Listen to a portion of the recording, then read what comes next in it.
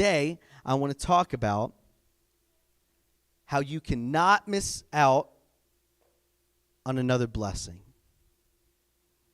I want to talk about how you cannot miss out on another blessing. And while that sounds like, oh man, this is going to be a super encouraging message, well, part of the reason why I'm having to say this is because, well, we're missing out on blessings. And I don't know about you, but I don't want to miss out on a blessing, right? In fact, I've met a ton of people in my life. I've never met one single person who said, I don't want to be blessed. I've had several people say I don't want to be prayed for, but nobody ever said I don't want to be blessed. And so it's reason to say that we all want God's blessings. But what are God's blessings? Well, a blessing is for someone either is praising someone or it's happiness, usually from a knowledge that God is working for us. And so we all want for God to be looking at us and saying, you're a good person, you're living a good life. We all want to hear that phrase, well done, good and faithful servant. And not only that, not only do we want God to think good of us, we want to be happy, right?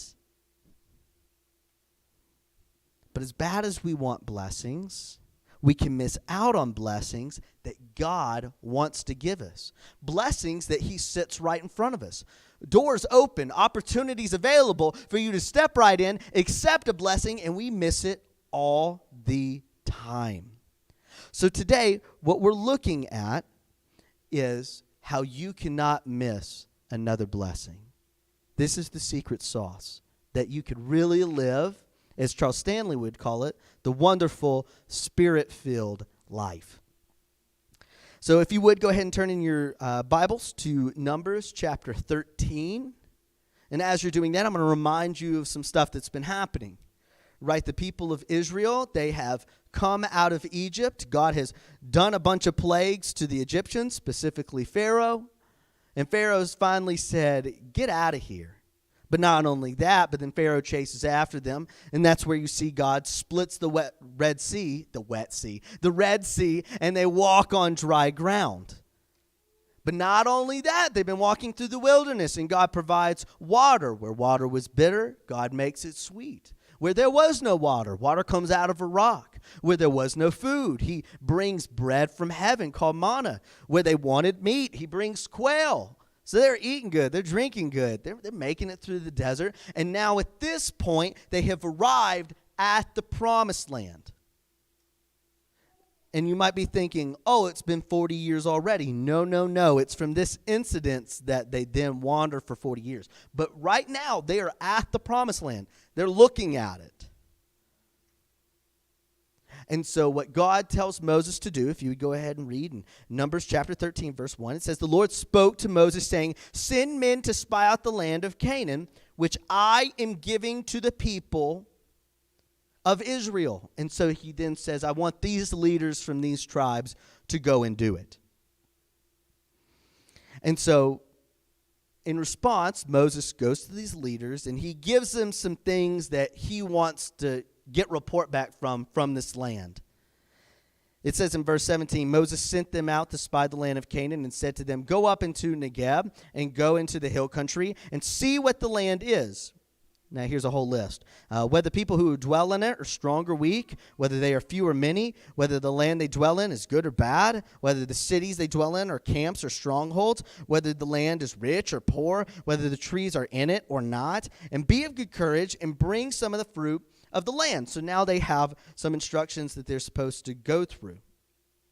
But what you're going to see, and this is my first point that I really want you to hold on to, is the people of Israel get caught up in the details. They get caught up in the details of what these spies bring back. And so these spies, they go and they see everything.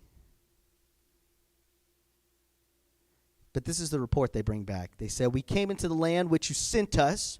It flows with milk and honey. It's everything that God said it was going to be. And this is its fruit. And there was a lot of fruit.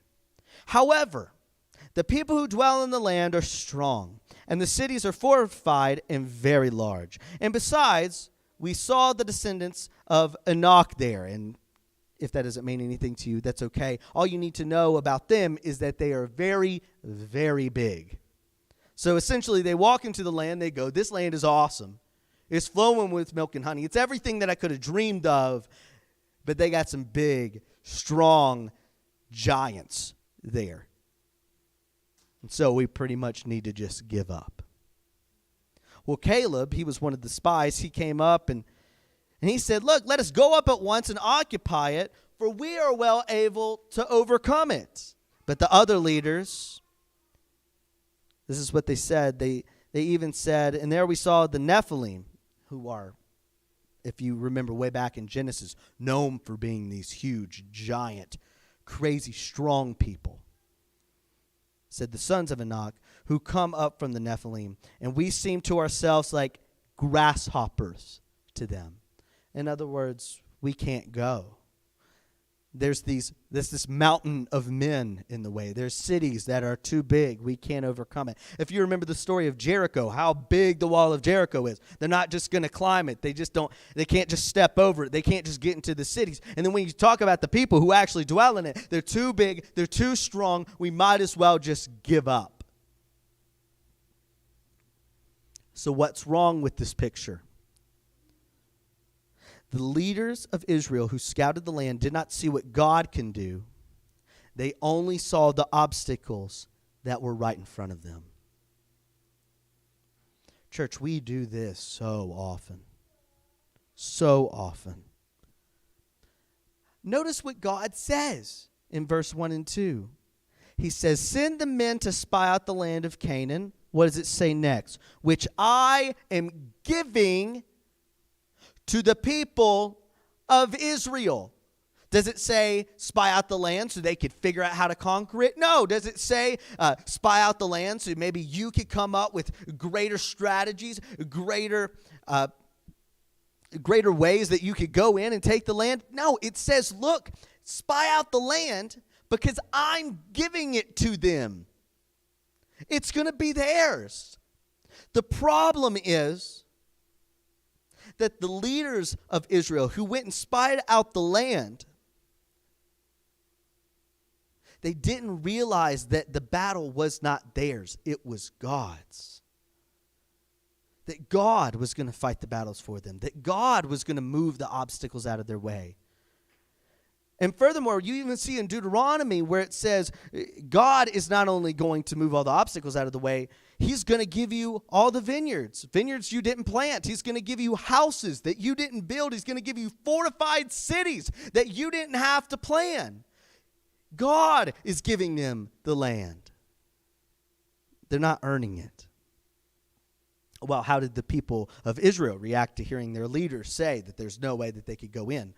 Well, you can imagine they start to freak out. That's what they normally do, right? And so when you look in in chapter 14, it says, then all the congregation raised a loud cry, and the people wept that night. And all the people of Israel grumbled against Moses and Aaron. The whole congregation said to them, would that we had died in the land of Egypt, or that we had died in this wilderness.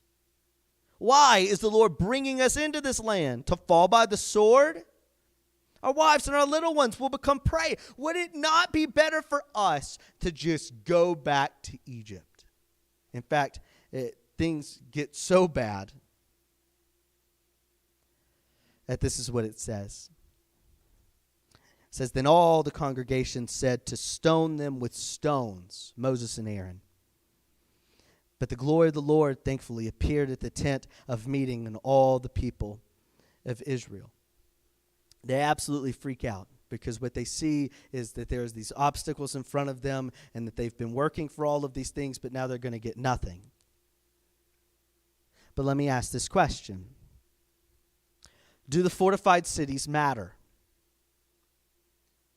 Does the strength or height or size of the inhabitants matter? Does any obstacle that is put in front of them matter at all? The answer is no, because we've seen clearly that God says, I am giving the land to them. None of the other details matter in the least bit. And we do this all the time.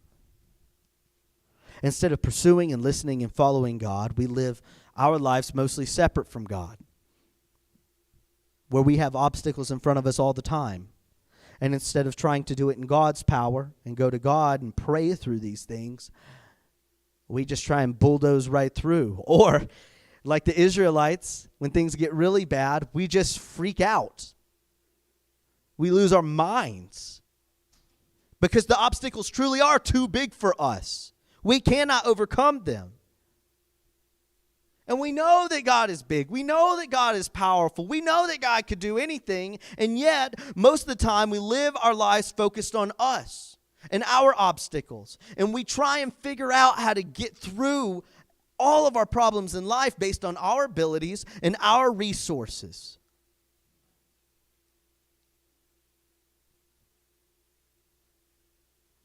Because we are living lives focused on us, when obstacles come, when God is calling us to do something, when opportunities of various blessings arise, we just simply aren't ready for them. And so we pass them up. Because we're so caught up in what we could do, we rarely think about what God can do and what God wants to do. Well, what does that look like? Well, honestly, many of us, and I know because I'm so guilty of this, we just live lives blindly without really looking for God's hands in anything. We just kind of do our own thing in our own way, and we never look towards God for something more. And so when God does get opportunities, when God does want to bless us, we either do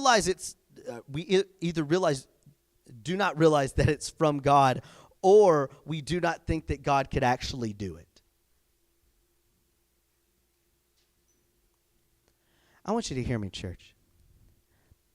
The biggest reason why you and I will miss out on blessings is because we are not actively looking for God in our day-to-day lives.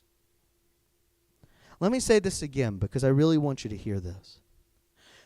The biggest reason why you will miss out on blessings, why you will miss out on opportunities, why you will find yourself and you're going, where is God? I haven't seen God. I haven't heard from God. The biggest reason why you end up in those places is because you do not live your life actually looking for God's hand in everything. Let me double down on this statement. The enemy's greatest weapon is to make you so busy, so preoccupied, and so self-centered that you never look for God in your life. That's Satan's biggest weapon, is that you are so busy, so preoccupied, and so self-centered that you just don't really look for God at all.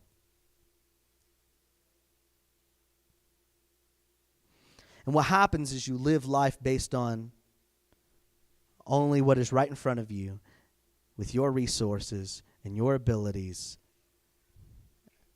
And you never actually tap into the power of God and to what He really has for you in your lives.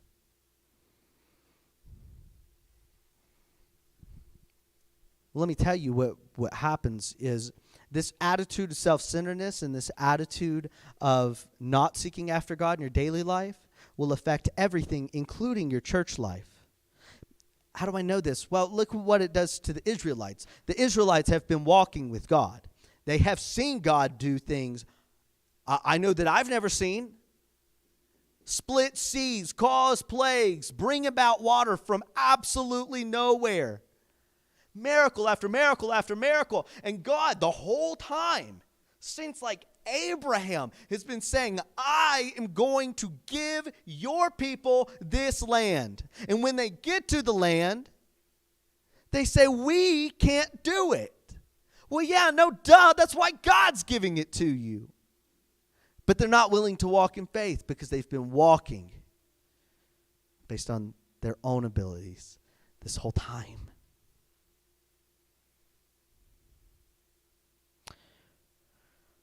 let me go a little bit further. Why does God want to give the Israelites the land? Well, you might say, well, because he promised. And that's a pretty good reason. But like, God doesn't just make promises. Like, he always thinks bigger than that. So why does God really want to give the Israelites this land? And it's because he wants to create a space for them to worship and have relationship with God. It's all about God. He wants to create a space for them to worship and have relationship with God. Instead, you could clearly see in the Israelites' actions that when they're thinking about the land, they're thinking about, this is my land, where I could do what I want, where I can live the way that I want to live. It's where they're not thinking about God at all. They're only thinking about themselves. And so when it comes time to actually show faith, to walk in faith, to follow God, to receive their blessings, they're not ready. And they totally miss out on a blessing. In fact, so much do they miss out on a blessing that God says, you're not ready. So all of the people who did not go, who weren't faithful, they all need to pass. They're all going to die. And your children that you were so worried about being prey, I'll give them the land. So for 40 years, you're going to wander. And then all of the people, all the leaders who brought doubt into the minds of the Israelites, he killed them by plague.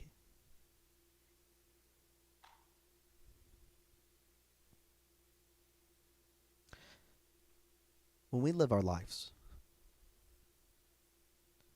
God really is trying to bless us. And what you will find is when you are not ready to receive the blessing, God will start to have you wander around in your lives till you're ready. I don't want that to happen to you guys. I love you so much. I want you guys to just walk and receive blessing after blessing after blessing, to God really richly and wonderfully be in your lives.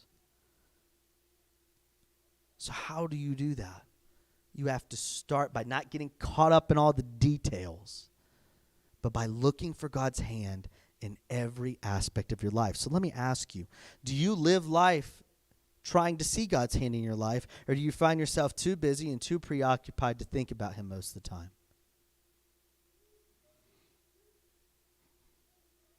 How would spending more quality time with the Lord allow you to make sure that you don't miss out on another blessing in your life? The second thing that I want you to show you is not only don't get caught up in the details, but do not try to live without God.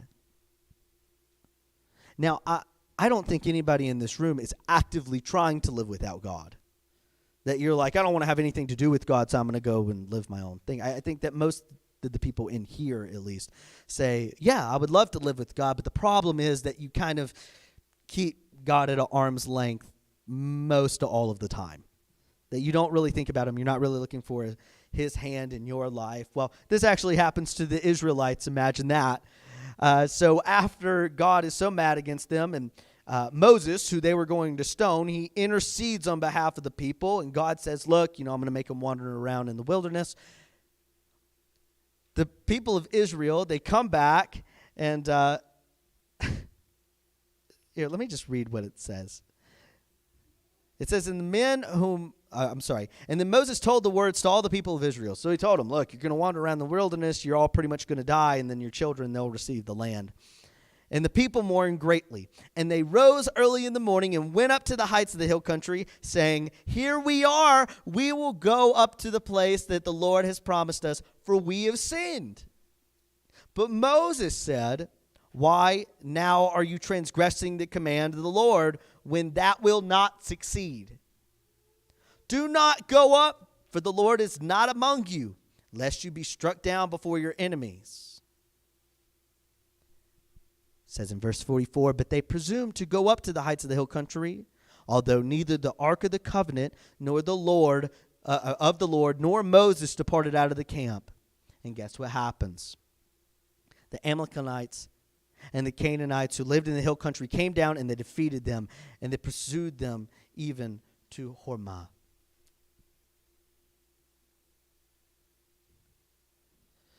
The people, when they missed out on their blessing, they said, no problem, blessing's still for us, we'll go. And Moses says, too late. This is what the Lord has already said. So what do? They try and receive the blessing on their own. And where do they find themselves? They find themselves defeated and further away from the promised land than where they began. Do not try to live life without God. And to do that, that means you have to actively try to live life with God. Because this same thing happens to us. I've seen so many people filled with depression and anxiety and just really messed up because they try and live life without God. I've seen so many churches make huge decisions, not based on what God says, but based on what culture is telling them. And what I found is those churches are dying at alarming rates.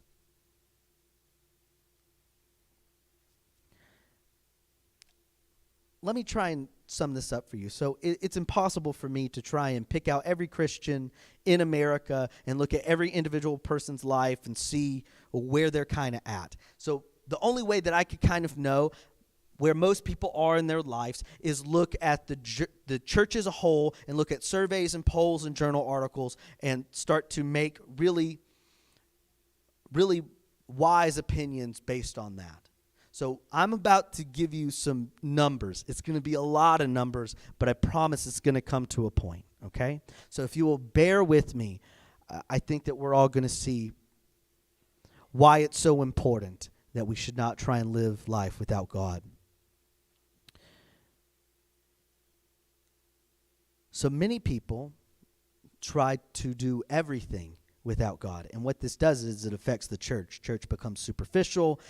Church feels far less important because it's been made less important because it's not about God. It's about whatever. It's about entertainment or making you feel special or trying to make you feel better about your life or whatever. And so because church is less important because it's not about worshiping God, man, it's so much easier to just not go to church and not worship God pretty much altogether because you're trying to live your life in your own power all the time. And so there were two articles that organically, I and just out of the blue, I read this week. I wasn't searching for them. I wasn't trying to find these examples. But these two articles have a lot to do with one another. The first article I read is about the alarming number of women who are leaving the church. According to a survey by Barna, from 2003 to 2009, 48% of women in America attended church weekly. 48%. Wish it was higher, but that's where it was. And they attended weekly. And it stayed strong for 6 years. Then, starting in 2010, it started to trend down. By 2019, so from 2009 to 2019, 10 years,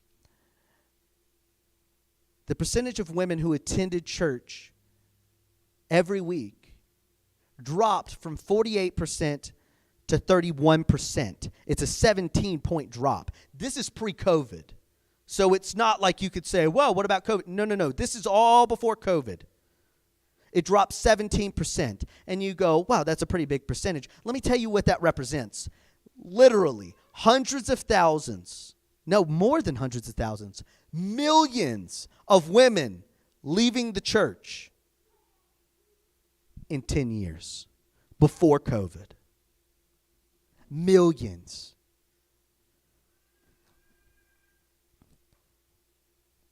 And you go, why? Why would they do that? Well, the church is a lot to blame because we haven't been leading people correctly. Because, and so what's happened is that they fall into the same traps. They're not living looking for God in their lives all the time, and so they're really only coming to church on Sundays, and they're looking for these other things that are going to satisfy them in church. Well, guess what? The thing that satisfies you in church is when you're looking for God, and then you come to church and you're really re-energized. And if you're trying to find something else in church, boy, you won't find it.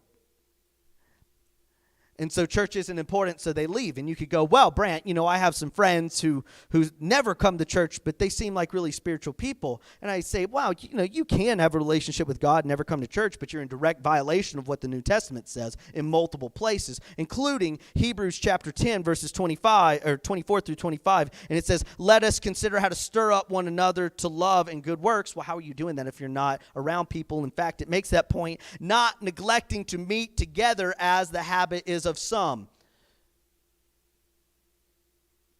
So when they're not coming to church, they are in direct violation of what the New Testament is telling them is what's best for them. So I can only imagine that they're not pursuing God like God has called us to pursue Him.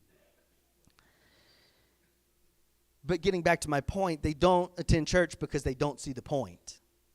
Well, you could imagine that has really, really bad effects. In fact, there are so many surveys, studies, polls, articles, and etc. that shows the correlation between people who attend church weekly and mental health. Let me give you one such of those surveys. One poll, which is the Gallup poll, does a survey every year on mental health, and they wanted to do a poll on the mental health of people after the coronavirus pandemic. And you can imagine every single group of people that they polled had negative mental health effects, some really bad mental health effects, except for one. That one group of people that actually had positive mental health effects after the pandemic was people who attended church weekly. And the only thing I could think of is where everybody else feels hopeless and lonely, we were able to come back to church again and have community and do what the Bible is telling us to do. Well, let me tell you, these mental health issues don't just happen to the adults. It doesn't just happen to adult women. It goes down through the generations, all of these problems. And I tell you all these polls because I've been trying to figure out why what I'm about to tell you is true. There was an article that came out from the CDC, and we all know who that is thanks to the pandemic. And this article is talking about teenage girl mental health.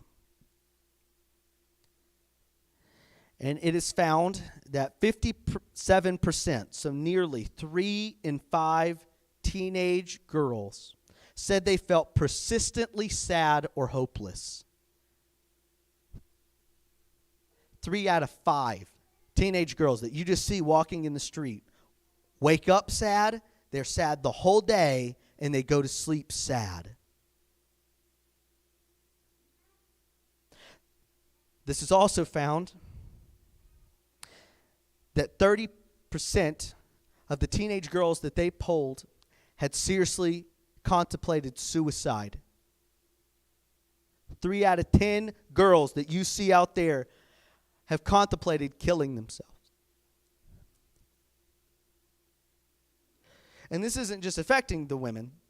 In fact, 40% of boys and girls said that they have felt so sad and hopeless that they weren't able to do all their regular activities, such as schoolwork or sports, for at least 2 weeks because they felt so hopeless and so down and so just lost when it came to the world. And it's so easy just to blame the pandemic, but the problem isn't a pandemic problem. The problem is a Jesus problem. And what we have seen is that the people who are leaving the church, they're not like living great and wonderful lives. The mental health problems in this country is because people are not looking to the thing that they were created to look towards.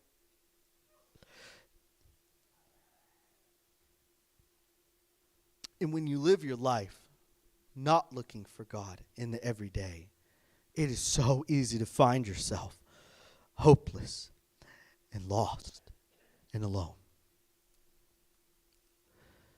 So my great plea today, after looking at what's happening, is to consider searching your life for the places where God is not found and to invite Jesus into those places. Because where you have not given to God, you've created a stronghold for the enemy himself. So how do we do this? Well, my main point today is to focus on God.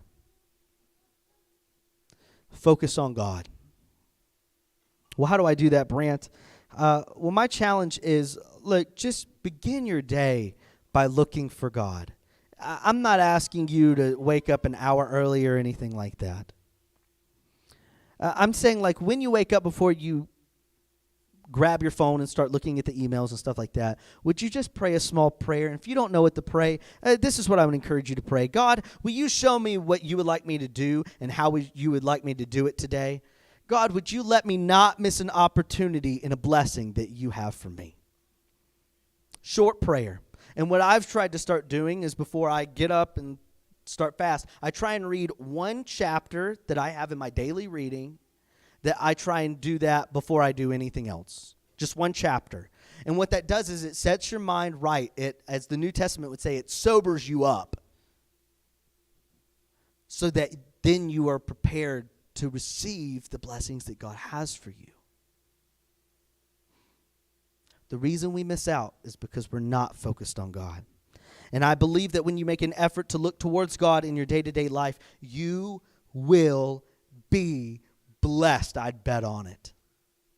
I put just about everything I have on it, that when you search for him, you will find him. And when you find him, he will bless you. Because understand that our lives are not just about whatever malarkey we think that our lives are about. Our lives were truly created to have relationship with God. And that was messed up when we sinned. So Jesus, who created the world, saw us in our sin and our shame and saw us just chasing after nothing. He decided, I'm going to rescue those people. So he came, fully God, fully man, born of a virgin, lived a perfect life so he could be the perfect sacrifice. For when he went on that cross, he died, and 3 days later he rose from the grave, that whoever believes in him will not perish but have everlasting life, that you could be returned and restored to the relationship that God has for you, so that you're not wandering. So when obstacles in your way, you're not freaking out, but you could say, God, I'm coming to you. God, I'm looking for your power. God, I'm looking for your hand in everything. And when we do that, we will be blessed. Let's pray.